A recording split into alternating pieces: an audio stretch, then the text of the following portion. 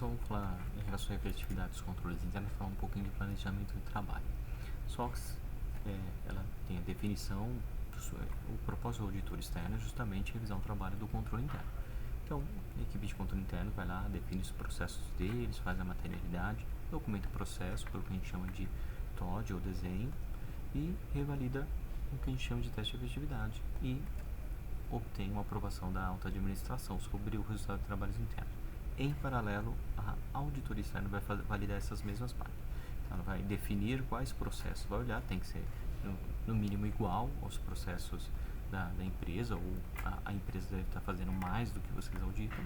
Vocês vão validar todo o desenho dessas empresas com a validação de vocês e fazer a validação dos testes de efetividade, ver se a empresa fez o teste de efetividade corretamente. E também fazer testes independentes e emitir o seu relatório sobre o resultado do controle interno.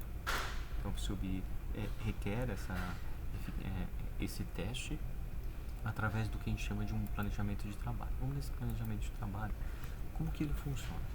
Você define uma maturidade para o teste, escolhendo lá os respectivos controles, que são os controles keys, e reperformando bases de dados ou fazendo seus respectivos planos de teste. O mais importante daqui é vocês documentar o que não foi deficiência e o que foi deficiência quando teve o plano de ação. Onde mora o período? O período de execução do teste. A gente tem um período mínimo para a execução desses testes. Como uma maturidade de teste, a certificação SOX é um ano vigente, uma competência inteira, então digamos que o ano vigente fiscal é de janeiro a dezembro. Então eu tenho que no mínimo ir até agosto. E por que eu teria que fazer o teste de efetividade contemplando a amostra de janeiro a agosto? Porque o PCOB me dá uma margem máxima de 120 dias até o fechamento do encerramento fiscal. Depois eu valido a última amostra do ano. E isso se eu não tiver gaps. Se eu tiver um gap, por exemplo, durante o desenho, o meu corte de teste vai a partir do momento que entrou em implementação. Então eu tive deficiência em algum momento, a partir de maio entra-se um plano de ação e eu vou testar de janeiro, agosto ou mais que isso. Desde que esse intervalinho aqui, pessoal, tem que ser um intervalo mínimo para a coleta de amostras. Vamos falar um pouquinho dessas amostras. Como a gente não consegue testar todos 100%, a gente, óbvio, vai fazer uma amostra, vai fazer um teste amostral. Normalmente a gente sempre vai fazer o teste contemplando pelo menos 20%, né? Isso aí é um número meio mágico, né? Isso aí vai muito do tempo que vocês têm para validar, mas sempre vão testar controle aqui, 20% através de uma reperformance e 5% é um número razoável para você fazer uma amostra independente.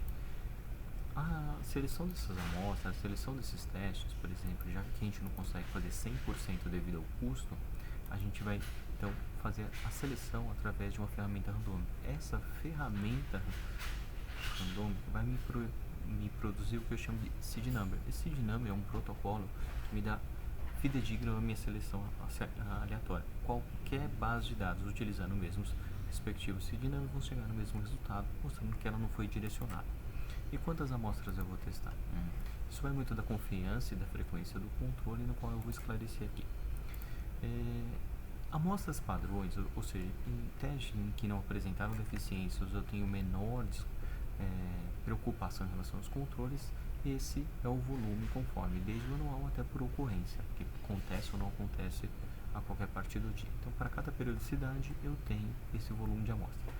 E eu tenho um segundo plano chamado de amostra aumentada. O que é uma amostra aumentada? Quando eu tenho uma desconfiança do processo, um ceticismo profissional, então para a mesma periodicidade eu peço um volume maior de amostra que vão acontecer de forma aleatória pelo seed number. Essa performance de dados, pessoal, eu sempre vou ter que estar documentado. Então, eu sempre que eu pegar um banco de dados, eu tenho que pegar ele na íntegra, dizendo qual que foi o nome, a origem, o período. Se eu precisar fazer uma exclusão de algum registro, né, prevalecendo sempre o documento solicitado, sua base original, a base modificada, que você fez uma exclusão, uma particularidade que você entendeu como necessário, a seleção através do número aleatório que é do seed number, respeitando o volume requerido pelo PCOB. Essas amostras, por exemplo, então eu vou documentar o mesmo controle e vou determinar os respectivos documentos que eu quero solicitar no respectivo período que atende a base de dados que eu estou utilizando, ok? Então aqui, um exemplo aqui de cuidados que a gente tem na seleção das amostras é ordenação dos dados, procurar duplicidades, ver se tem algum, tudo são registros da mesma competência, pode ter registros de anos anteriores que vocês têm que entender porquê e se necessário excluir. Quando envolver valores, quando tem zero, negativo, se tem relação com o processo, realmente eu tenho uma nota fiscal negativa, ou então uma nota fiscal zero, então é uma nota fiscal de remessa, tem que ter um motivo. Às vezes, mudanças de sistema ao longo do ano, ou trabalhar com múltiplos sistemas, o fato de a gente unificar, ou qualquer outra particularidade que porventura vierem a identificar.